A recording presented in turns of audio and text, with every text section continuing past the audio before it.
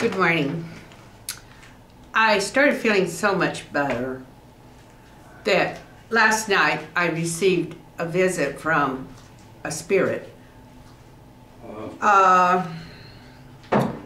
He said, "Oh dear," you can hear him over there. I didn't say that. I said, "Oh boy." oh boy, no. Well, yes, this is a difficulty. I had to get feeling better because I couldn't host the spirits without feeling good. You have to be in pretty good shape in order to connect with them. It's not easy. And he's not in good enough shape. He can't even perceive anything. Well, see, So now let me we don't expect just a him. second. This is one of the reasons I keep myself in bad shape. Because spirits will not come and visit you if you're in bad shape. He's afraid of them. So I don't know why. They're just very nice handicapping people. myself In because fact, I do not need spirits. the spirit last night came because he feels sorry for me with this. You know, he was an alcoholic. I had a lot to do with him over the years, and I'd even written a novel about him. That was, every word of it was the truth, but it was so fantastical that I had to try to sell it as a novel. And somebody wrote to me and said, you haven't written something that anyone is going to believe. And I thought that was very perceptive of him about this guy. Yes. But anyway, he came. Tell me more about this. Well, and he died. He died of alcoholism. He was at work, and he'd been warned that he had an aneurysm, which alcoholics often get, or get often enough, could kill him, and not to drink. Well, he got on a tear on the weekend, and when he went to work, he was working very hard, and the aneurysm burst. Now, this is the spirit. Yes, that came last night. The dead guy. And he died when he was 61. Well, it's been, let's see, he's about 8 years younger than I am, so he would be 72 now, so that means he's been dead 11 years. And by that time, he is sobered up. Math lesson for today, folks. That's it. He's in Tomorrow, advanced wonderful algebra. shape. Well, he doesn't like spirits like that visiting me, but what else can I do? I didn't say that. He came, he said, I like them visiting you. I don't like them visiting me. He said, he said, that guy, he said, he's drinking so much, you know. I said, well, you can see how it was when I was going with you. Always carrying that perpetual beer can around, always red-faced, always drunk. But one thing about him, he would sober up. He was one of these weekend drinkers. And he wouldn't think of going to work and drinking because he worked on the mountain in the timber. He was a skidder operator, and he had to be able to... That's right. Operate that skidder. One little skid and your ass is gone. So he never drank during the week. And that was the one virtue he did have. He didn't smoke during the week either. He was like a weekend smoker and drinker, but not during... We talking tobacco here, or what are we talking, you know? But ever since then, you know, he started visiting me. It took him a few years before I ever started getting visits from him, but he would come in, and and he's taken to staying longer and longer. Like if he comes to visit me, you know, I will be aware of him there for quite a few hours, and sometimes I go to sleep in the middle of it and I wake up, he's still there, so I talk to him. And last night we had a breakthrough. It was really something. A breakthrough with the spirit. Apparently we hadn't really gotten to see eye to eye yet. Why don't you invite these guys over? There is no, you know, it is such a phenomenon that a spirit, you can feel a spirit, you can talk to him, and he doesn't even feel them. He doesn't see them. And there's an obvious reason why. His brain is not working. It's not working at top speed. You have to live pretty healthy in order. See, in my family, we were gifted. We were gifted with psychic abilities, and we've just expanded them. We inherited them. I think the gift came down through my Mormon grandmother, one of my Mormon grandmothers, because she told me a lot of stories about psychic happenings that they sort of put religious on instead of psychic. And my mother, I can recall her saying she had these feelings, and then she would say, well, someone's going to die. And she would be troubled for a couple of weeks. And 2 or 3 times she told me this. And then I discovered that I would have these feelings, and I would start questioning what they were. And just through trial and error, you know, I would say, is it this, that? And I would feel, yes, that's it. I recall one time I had a very strong sensation that someone was going to die. It was going to be tragic. We needed to stop this, but it didn't look like anybody was going to do it. And it just kept feeling this. And finally, I got it pinpointed. It was in the next town. It was somebody that was fairly young. And everyone was around me was just baffled. Oh, what can this be? And sure enough, a young man died about, I think he was only like 26. Okay, now what has this got to do with and he had had an ailment that nobody took serious. So he sat around with you and you discussed... No, I just picked it up just from being in the vicinity. Because it seems like a psychic gift is, you pick up, it's like a radar for disturbance, and then it comes into your mind and you can interpret. So in other words, you have to a certain extent what this what you're telling us is that coming in. You have a disturbed mind. Is that it? Yeah, it disturbs your mind when you get these feelings. Well, anyway, last night, the breakthrough that we got, we were kind of arguing, and we always get to a certain point. My spirit friend Did you talk about his sex life or anything like that? Well, where we disagree, and on his sex life. And I told him, I said, what happened is he was saying that if someone didn't agree with me, then that would be it. You know, that would be sort of a defeat for me, and it's a rejection. Yeah, well, it would be a sign that I wasn't altogether successful in trying to convince people. And I said, you mean I have to have success before you're going to go along with me? And then right then and there, we happened on the problem he and I had. If I happen to have been right... I tend to like to hear this one myself. If I happen to have been right, his drinking would cause him to not think so well. He wouldn't be able to keep up with what I was meaning. And he would disagree with me. He chops down trees. Yes, and this is the problem I have with him. If I go further than he's prepared to go, he can't follow me. So he just disagrees with me.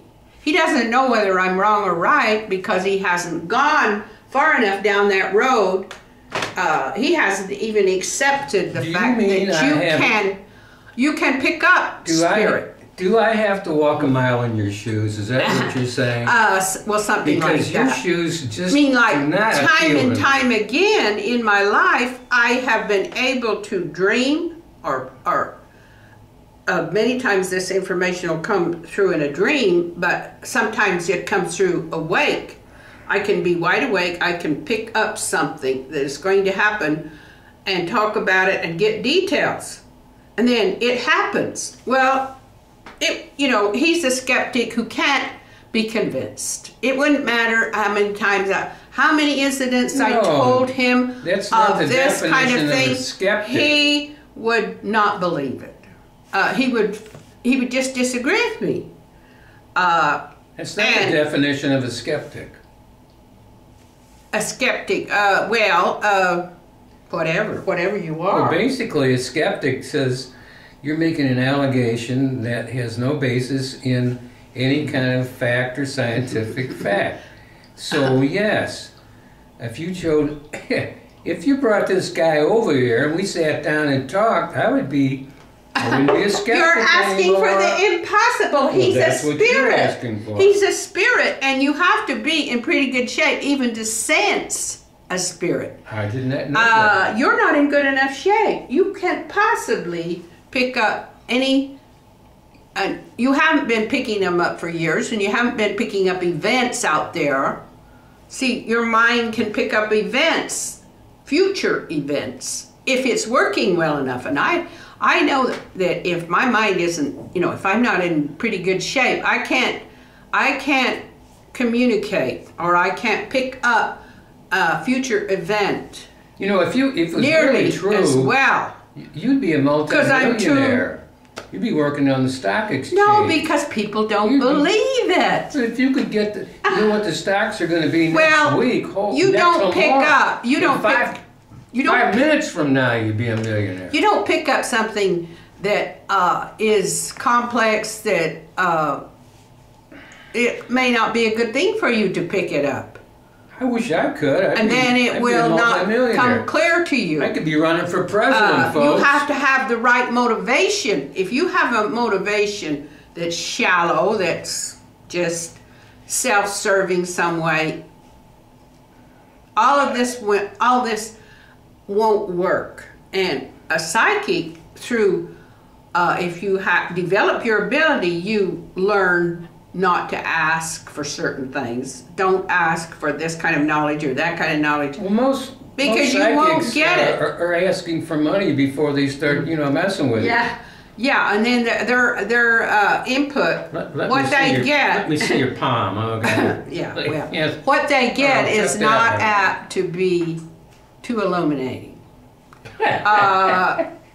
Someone in your family is going to die. I believe it. I have your grandmother here. You have a grandmother on the other side. Isn't that true? Yes, I have a grandmother. Someone has died in my family. Aha.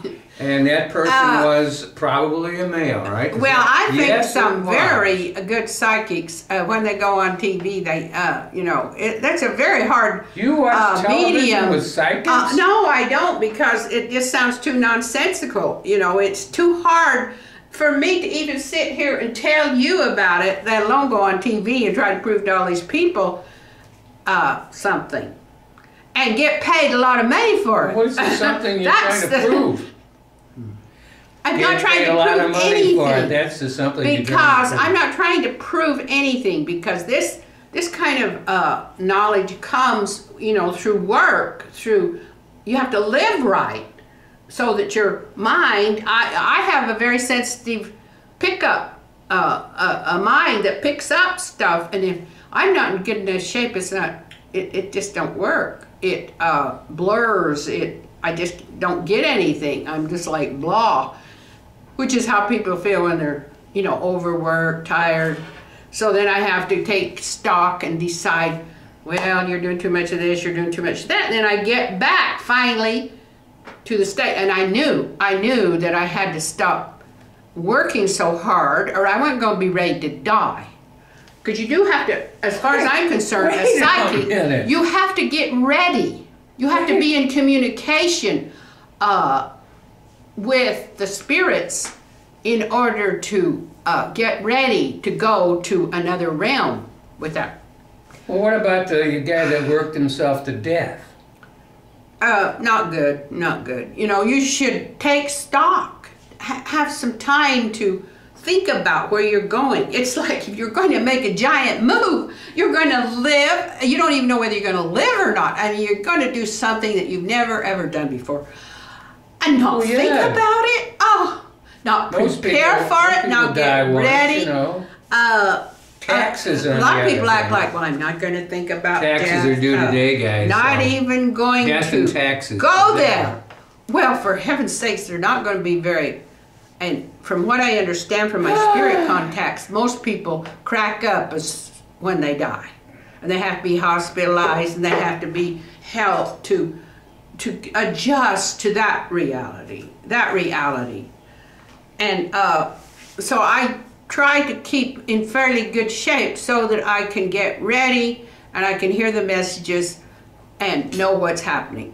Because they're all involved. The spirits are all involved. Your family spirits are involved in helping you to make your next move, to go over there.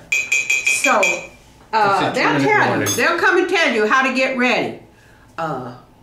And Dale here, he came last night. He's been gone 11 years. He knows quite a lot about it. And so he came and told me, well, he would come in every once in a while because he knew that I needed a relief. He said, I never realized how bad it was to have to talk to a drunk all the time.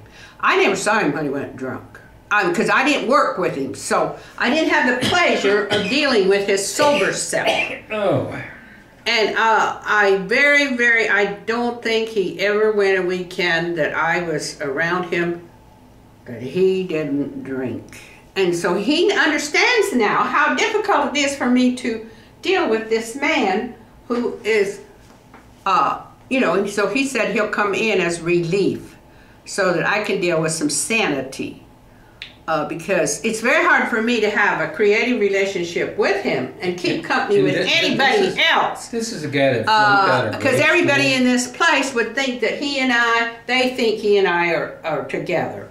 And they would think that something had happened. What the hell are we talking about? Well, I can't keep company with a live person while I'm seeing you. And Doc happens to have talents that few men have, in spite of his deterioration. Yeah, right. He has didn't talent. There's few men that I have wait a met minute. that have his kind of understanding and perception, Yes, but but it's blurred. He's seeing through a glass darkly.